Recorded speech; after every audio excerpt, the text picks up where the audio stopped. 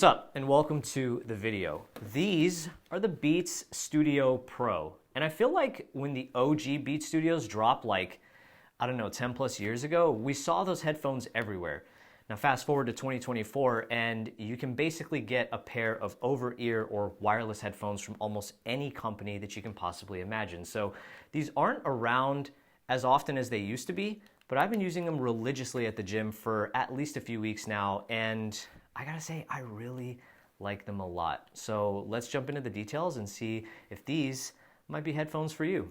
The interesting part about the Studio Pros is that they differ from previous generation studios in a couple of different ways actually, but I wanna start with how they're designed. Of course, when you look at the silhouette of the headphones themselves, they look like studios, but there are a couple of things missing that I feel like set the previous generation apart. So previous generation studios, I feel like you could see those from like a mile away. They came in a lot of flashy colors. They had hits of chrome. Some of them had hits of gold that I actually really liked. Like the Studio 3s, there was a white and gold color that I was eyeing. Those looked super, super dope. There was Beats branding all over it, on the top of the headphones, on the hinges, everywhere that you could look. Now, when you look at the Studio Pros, Apple took a much more minimalist kind of like luxury vibe to the headphones. So any color of the Studio Pros that you want to buy, they all look really good, but they're also really neutral. And as far as branding goes, there's no more Beats written on the hinge. There's no more Beats written on the top.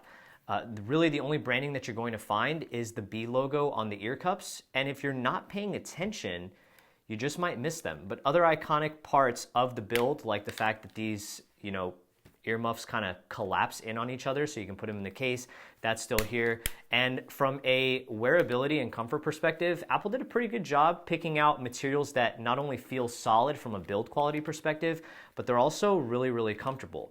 I have been wearing these for like at the minimum 2-hour workouts at the gym. I've never once felt like they were too heavy. I've never once felt fatigued in terms of wearing them on my head. So I think Apple did a really great job of striking good quality materials that aren't necessarily metal like what you would see on the AirPods Max, but at the same time, they're really comfortable and they just look really great. They also differ from a sound quality perspective compared to previous generation Beats. So Beats has always kind of been synonymous with producing headphones that are great for bass heavy songs, right? The type of headphones that you want to crank up the volume to max, throw them on your head, and whenever you listen to something that has a ton of bass, the headphones are literally shaking on your head. The Studio Pros take a much more balanced approach to sound. So there is still a lot of bass here, but not as much as previous generation. And I would still say from a sound quality perspective, they sound really, really good. And I feel like because they took a more balanced approach to sound, these are going to sound great for a much wider genre of music compared to just songs that are going to be really heavy whenever it comes to bass. And of course, you do have some more luxurious features with headphones at this price, which we'll get to later. You do have spatial audio, and there is head tracking available for spatial audio as well. You have noise cancellation, and of course, you do have transparency mode with these headphones. From the noise cancellation and transparency mode perspective, I've been using these in just a busy gym. Gyms typically always, like their crowd always rises up typically at the beginning of each year. And I have never once felt like I needed these to have stronger noise cancellation. And transparency mode is really good whenever you are listening to music, but you still want to be able to have a conversation with someone without taking them off. And it works really well on these headphones too. No issues there. But whenever you compare them to top tier Apple offerings, something like the AirPods Pro or the AirPods Max, do these necessarily measure up to those headphones from a noise cancellation and transparency mode perspective? Probably not, but I'm willing to say that they're just like one small notch below the heavy hitters at Apple. Now, even though these headphones are owned by Apple, it's important to note that the Beats Studio Pro do not come with an Apple H chip like what you would really see in AirPods Pro or AirPods Max, meaning that there are going to be some cool connectivity features to an iPhone that just aren't going to be here. Now, of course, you still do have a decent amount of features, but what I'm talking about is, like if you want to pair these with your iPhone, you're going to have to manually turn them on and off using the power button on the bottom of the headphones. And actually underneath the power button is a pretty useful battery array of lights, so that's pretty cool to see. But they're not going to work like AirPods Max where you take them out of the case and then they wake and they're ready to pair right away. You are going to have to manually turn them on and off. And That's important to note because my first day with these headphones, I didn't realize that that's how they worked. And I just left them paired like all day, and they were like almost halfway dead whenever I woke up the next day because I just didn't even realize they were still connected and had to be turned off manually.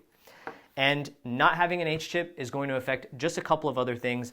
So this will show up in your device list for your Apple ID, but Apple devices that have an H chip have pretty seamless transition between Apple devices. This is going to be a much more manual process if that's something you wanted to do. And as far as Find My goes, the location tracking is not going to be as accurate because these have to be on and paired to your device in order to register on the Find My map. So if you're not doing that frequently and you go to check where they're at, the location could potentially be inaccurate. But a couple of other things I really like about Beats Studio Pro. You do have a USB-C port, which is great for modern, up-to-date charging standards, but at the same time, you can connect with an included USB-C to C cable to things like an iPhone or an Android device, and you can get the highest quality lossless audio, which is really, really cool. And if you're a little bit more traditional and you still want to plug these in using a headphone jack, there is a headphone jack with an included 3.5 millimeter audio cable. And I also love the battery life on these headphones. So Apple's numbers are 24 hours with active noise cancellation on, 40 hours with active noise cancellation off. I charged these to full a couple of days ago. I have done two-hour plus workouts with these, plus having some phone conversations. So I'd say about 5 to 6 hours worth of battery use. And that was mixed between noise cancellation and transparency mode. And the battery life is currently sitting at 80%.